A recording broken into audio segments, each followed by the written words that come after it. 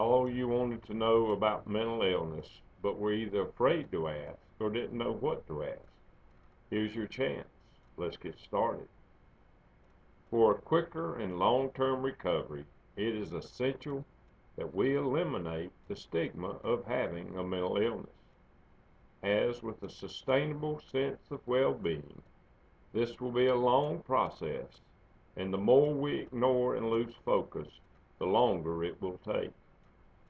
With all the forms of social media, including presenting information on major news networks, for example, CNN, iReport, we now have the best chance in history to eradicate the stigma, but we need to make families of the mentally ill and the general population aware that our comments need to be made in a relatively professional way or risk extending the stigma.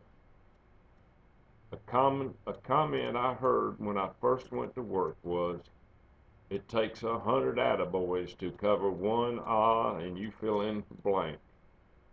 You can visit my iReport video, A Life Sentence of Ridicule, Shame, and Discrimination, for a short bio, but here's a short synopsis.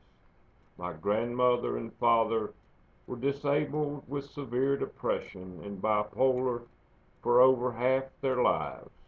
I'm a decorated Vietnam veteran, have a family, but had an erratic business career because of recurring bouts with bipolar.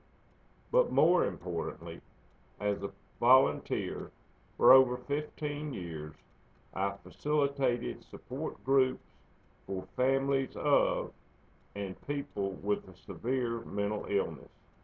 This was made possible because of many years of therapeutic counseling and finding the right combination of medication that when I reveal that I have bipolar, people's response is, "But you're more normal than I am."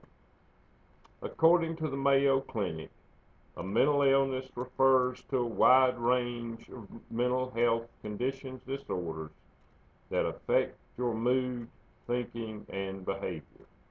Examples of mental illness include severe depression, bipolar, anxiety disorders, schizophrenia, eating disorders, and addictive behaviors. How I like to define mental illness is to explain the effect a mental illness has on the ill person. A mental illness is an illness that robs the ill person of one or more of the following: their dignity, identity, credibility, their self-image, their confidence, and their ability to experience love, hope, joy, and peace, and a sense of well-being. These emotions are replaced with racing thoughts, fear, anxiety, paranoia, resentment, anger, euphoria, and a sense of well-being. Without medication and therapeutic counseling, a few or all of the combinations explained above will increase in intensity and continue, and unless treated, will result in hospitalization and a chance, though small, of becoming a danger to themselves and others. There are a number of treatment options known to the mental health community that would significantly improve the patient's chances for recovery, but have not been implemented because of a lack of public acceptance, the cost, and knowing how to implement these options. Generally speaking, in my experience and observations, whether people are beginning a new job with a new company, treating people with a mental illness or other serious illnesses, for example, cancer and heart disease, if the afflicted follows the process treatment plan, it will take 2 years to reach or regain a level of normalcy. Where do we go from here? My goal is to begin a national dialogue with your comments. I want to encourage all people, including mental health professionals, families and friends, the mentally ill, and the general population to comment. We as a group are the only ones that can get the dialogue going and sustain it. This is not a forum for personal attacks or venting. Our mission is to educate those with the mental illness, their families and friends, with ways others have overcome life's daily struggle when afflicted with the mental illness. Educate the general population to the truth about mental illness and correcting the myths.